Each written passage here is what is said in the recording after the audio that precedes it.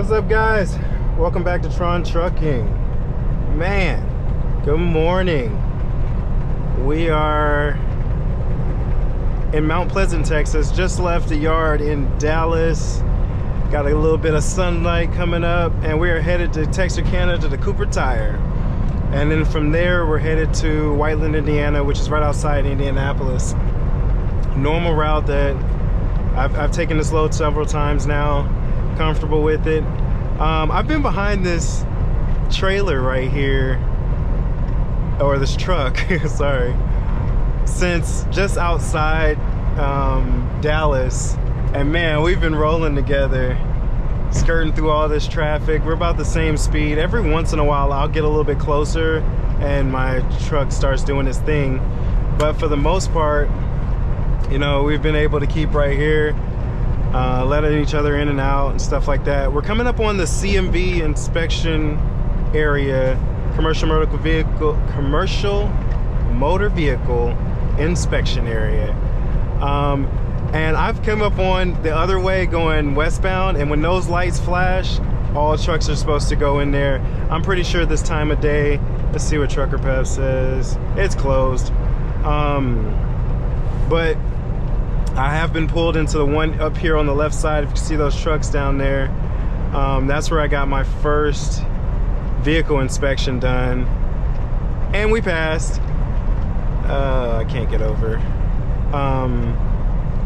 And we passed, and like, but I was sweating bullets, man. I just didn't know what to expect. You know, I just wanted to, I did everything I was supposed to do.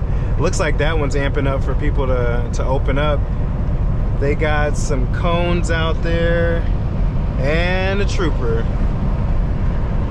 So yeah, it's one of those things to where once they're ready, they'll cut on the light, get a couple trucks in, and then turn it off. If they want to weigh you, they'll weigh you. They have anything that they need to do over there, they can do it. But most of the time, it's inspections. So this morning was pretty cool. So my cousin works for this company now, and he's with my old trainer. And so I spent my 34 in Dallas, went out on the town. It is freezing cold. It's 43 degrees. For me, that is freezing. But Saturday night we went out on town, went to like a block party down there in Dallas, and just had a great time. But I got back to the truck about Sunday night, about 11 o'clock. Edited a bunch of videos, so you know, like and subscribe to this channel and you'll get to see all of those videos out there. I really appreciate you. I appreciate the likes, appreciate the subscribes, and most definitely the comments, good or bad. I can take it all. But yeah, so I didn't have a load yet till about 4 in the morning ish, and that's about the time my trainer was getting there, my cousin was getting there. So while they were doing the pre-trip and things, we sat there, talked for a while, talked different experiences that I've come across, letting him know, you know, different things that I've seen out here. Showed him my load and like where I'm going. I'm empty right now, headed to Texarkana. But I just showed him like how I managed that route and how I managed the time. So like I already know where I want to stop today. Like I have that plan already. If that doesn't work, at least I know from that point to get to Whiteland, I can make it.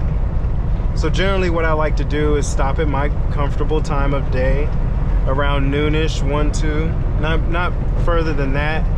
But if I end up passing by the stop that I think I'm gonna stop in Haiti, Missouri again. If I end up passing by there or have too much time, then I'm just gonna keep pushing. Maybe push to Effingham if I can. I'm not too sure. I think I can make it to Effingham, or at least Mount Vernon, where you saw me and Mark hanging out. I think that was Mount Vernon. But anyway, I can make it. I know I can make it that far. Do I need to push it that far? It just depends on what end up transpiring on the road. But yeah, those were the type of things that I was telling him the different places I've been. He was like, are you parking at rest stops? Oh, absolutely, I'm parking at rest stops. I guess I've seen on other videos, and I've heard from like rookie truck drivers that they go to, not the rest stops, the truck stops, excuse me.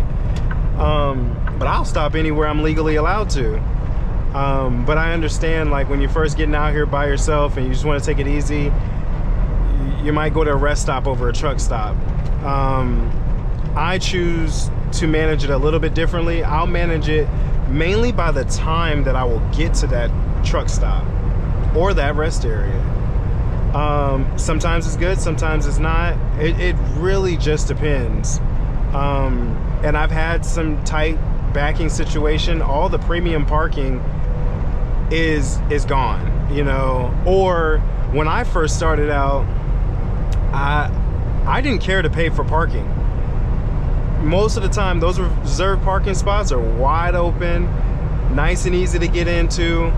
Hey, listen, I'm not stretched for cash. I got 18 to 20 bucks. I'm gonna pay for parking, especially like when I first started out and I'd be driving all day, be kind of exhausted, or just mentally drained, because my body and my mind and everything wasn't used to driving yet. I would pay for parking, work on backing into that parking spot, you know, not having to worry about hitting anything. It's way out the way and it's wide open. So those are options out there for new drivers. If you can afford it, then, and you don't want to risk it, you might pay for parking. But if you get there at night, everybody's nice and asleep and they're in that reserved parking as well. But I do like those options, and that's how I managed in the beginning. And then once I got to understand how to, because it's different when you're in a car and when you know that you could stop and park anywhere, you don't really have to manage, and then you're not regulated by the DOT with the time limit. You don't really think about how far can I get in 650 miles, 700 miles. How far, where does that take me, so I'm gonna spend the night? When you're in the truck, that's something you definitely think about is, hey, I'm gonna get to this city at this time, or this town or city at this time. What's the parking situation like? Is it a rest stop? Is it a truck stop? Is it a mom and pop truck stop, a smaller one, not the majors? And when I do this 10-hour, will I have enough hours remaining to make it to my destination the next day? That becomes very important. Do I need to push it down the road a little bit further? Now, if I'm tired, if you're tired, you're tired. That's it. But if you're just looking for parking and you're managing your time, then I think it's okay to go a little bit further so that next day you're Gucci. You can get right up in there and go to your destination and continue your trip. So I have an ambulance in front of me, and I believe I have an ambulance it's either ambulance or police. I think it's an ambulance because a lot of red. Way behind me. No need to slow down yet. That ambulance isn't going too fast in front of me, so we're kind of stuck in between two ambulances. It's about more than a mile back. And the other one's about, I would say, a half mile up. But yeah, so, oh, apparently there's something on the other side of the highway. I am noticing very few cars saying that it's red over there. There might be some kind of accident or something. We're going to be coming up on it very shortly. And with seeing these ambulances, there could be a situation. Dun dun dun dun. Dun dun dun dun. Let's see. I see some green lights flashing now.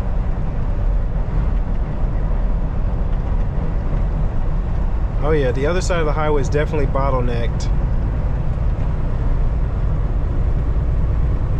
Oh, whoa, we got an accident. Oh man, oh. Couple cars, why are you getting in front of me? Oh man, looked like the car caught on fire. Holy crap. Dude, that's wild. I believe this ambulance is gonna be making a turn. That's why we're slowing down. Wow. That car had caught on fire.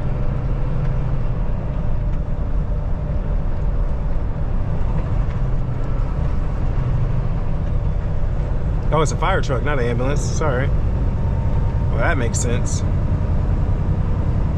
Ooh, I know that truck ain't flying up on that. Oh, man.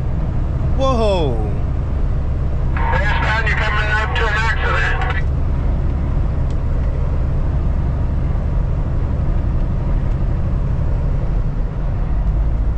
Well, man, that truck. Okay, the fire truck, lights on, everything was going in to make the U-turn, and that truck did not slow down. They almost hit. Westbound, you're coming up to an park check, westbound.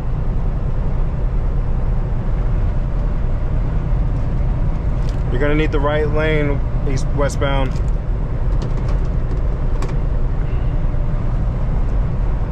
Man. I guess nobody's got the radio on over there. Man, that thing right there, I was just talking to my trainer about that this morning. That thing right there is absolutely vital and critical to being out here. Yes, in this day and age, like I get it, you got your phones and everything, but your phone, yeah, it told me that something was up there, but it's not gonna tell me what lane I need to be in. Hey, I got a brake check coming up. If I didn't look over there, I got 57 miles to where I'm going. If I didn't look over there and see that, I wouldn't have known. Like, I mean, ever since I wanted to get into trucking and I just thought about trucking, it was supposed to be a manual and a CB radio. And like being in the Army, I loved being on the radio. And I loved when I got up to senior rank to where I had a call sign and I had my own numbers, you know? That really meant a lot to me, to be, you know, 2-7 or whatever the case may be. That really meant a lot, and then managing that, and when you're on deployments, you're in convoys. Like, it reminds me about that time in my life, to where, you know, I'm on convoys and stuff, and we're calling up, you know, checkpoints, opening and closing checkpoints. So like what that means is, like, for instance, this exit that I just passed, it might be a checkpoint that we would call over in like Iraq or Afghanistan, wherever you're at, and we call checkpoint 5 open. That means the first vehicle has gone through the checkpoint, and then the last truck will call closing checkpoint 5, and that means the last vehicle's made it through. Everybody knows that we've made it through that choke point or checkpoint, and we're continuing going. And it's also kind of why I practice radio silence and I don't really have conversations on the CB, is because of just that military background of, you know, if it's not important, if it's not pertinent, then I'm not sitting up here hogging the channel to talk about my life. Now, I will say it is funny when people be on here, especially when they be going off about something. Like one of the days I heard a story about a guy whose, I guess, wife was leaving him. He's a truck driver, and she wanted full custody of the kids. It was a custody battle, and he had to, so they gave him a court date, and he's a truck driver now, so he was just like, oh, I'm gonna be there. So I guess she assumed that he wasn't gonna make it to court because they kind of snuck the court date on him. Man, he said he drove that truck to the downtown of that place, ran inside the courtroom, and was like, I'm here, I'm a truck driver, can I park this truck in this town somewhere and come right back, but I'm here for my kids. He was like, she is not taking my kids. Oh man, and like I heard that story, it was much more to it. Oh man, it was so interesting, and I'm just sitting here just listening to all of the gossip, like, oh man, what's the tea going on today? But then other times you have people just complaining. There's so much traffic. Why are we slowed down? Why did you get like, oh God. Sometimes people just want to hear themselves talk. And the rest of us are forced to listen to it. But yeah, you got good and bad in everything. Nobody's regulating the CB. You say what you want whenever you want, or you can hog it. But pertinent information should be put out there, like what had just transpired. But yeah, all right, so we're about 55 miles out of Texarkana, and when I get there, we'll see what it is. Probably do some backing. I will do some backing, but it's, you know, will I get the drop lot where I'll pick up my trailer right next to where I'm gonna drop it, or am I going to a door? We'll see. See you soon. Peace. All right, so we are back. All right, so we're in Texarkana now. We're gonna get on to I-49. I had two options. I could take the 349, I believe. I could have took the 349 or went straight and got on the 49 to go in there. I like getting on the 49. I've taken the 349. I think that's what it is. But I like taking this way because it's only like a couple miles from the exit to where we're going. If I take the three, but it's the same amount of time. But if I take the outer loop, I come up on the plant Cooper Tire on the right hand side, and I can actually see the gate and see what's going on there. So there's benefits of going that way, and there's benefits of going this way. But yeah, we're about 1.7 miles away from there. We'll get in there and let's get it. All these FedEx trucks about to get on the highway. There must be a FedEx DC around here. They lined up too. So far I've seen a FedEx convoy, a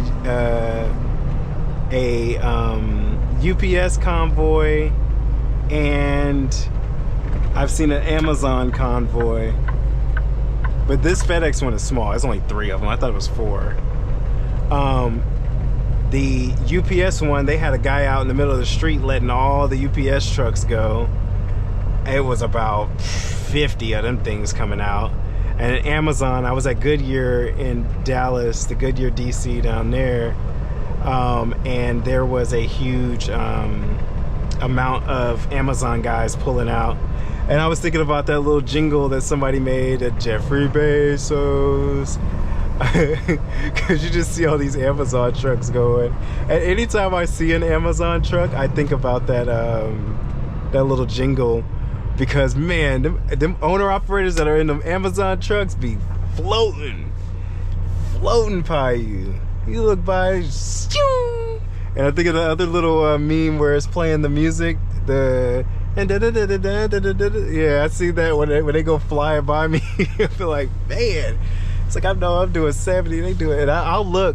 I've caught a couple at like 80, but most of them are about 75, 76. It's just wow.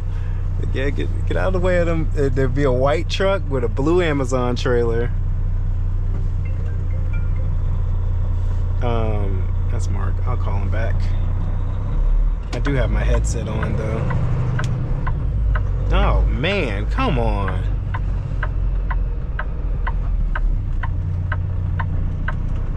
Well, that's that. Okay, so normally, so the plant is straight ahead. If you look at where those trucks are, there's a plant right there. So when I come the other way, you actually come around and come down to this exit, make a right at the next light. But you know, either or. I just like sometimes, especially at night, I'll go the other way so I can see the gate. So we're getting there at about 9:30. We're here. So they've already had their shift change, so I kind of know their schedule now because I've arrived around 5:45, 5:50, and the lady was like, oh, you might have to wait until 7:30 when we do our shift change. And I was like, well, I'm trying to keep rolling. But anyway, so she called me back and she's like, oh, it's not even 6 o'clock yet, come on in. So I was able to go in there, and granted, like, when I say shift change, the whole plant was swapping out cars, where people was walking everywhere. So I understand why they don't have the trucks going through during the shift change time. But I was able to make it in, so I was the only truck in there. So this time that's done. Now we're gonna see, once I pull up in here, when you get up in here, you'll see I'm gonna make a right, and I have to stop and call the gate before you proceed. Slide your tandems, call them, and then they'll tell you whether to proceed to the gate or not. All right, nobody's going. Oh, ain't nobody here. Well, there's a couple trucks waiting. I made that extremely wide just because there's nobody there.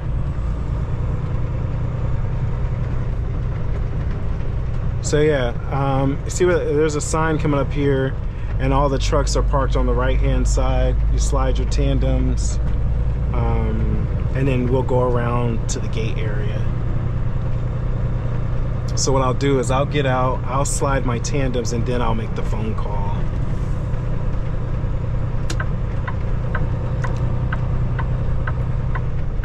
Yep, that's what we'll do.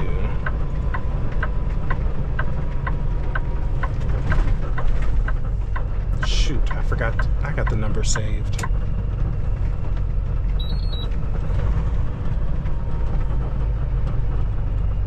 Don't want to get, oh, well, there's somebody smoking next to a daggone pipe bomb.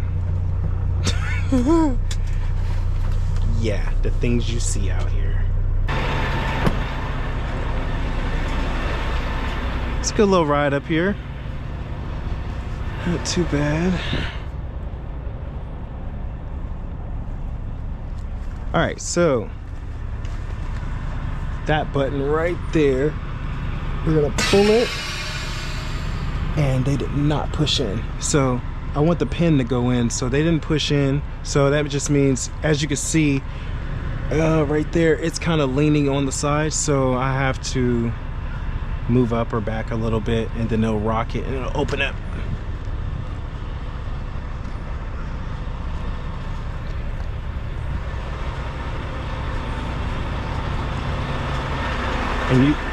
And usually I could hear it do that when I start rocking.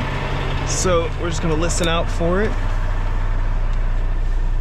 You know, you'll know when it lets loose. So I'm gonna push in my tractor, release the tractor brakes, put it into drive. Should put it into reverse first. Oh, I heard him, knocked it loose. Put it into drive and slowly creep forward. There we go, we're moving. There it goes, it is hit. Now we're gonna supply the trailer with air. And we're gonna continue rolling forward, just roll. And you're gonna pull your trailer trailer brake. It's a hand brake, not to use for parking. All right, so we're gonna creep forward so I can make this phone call.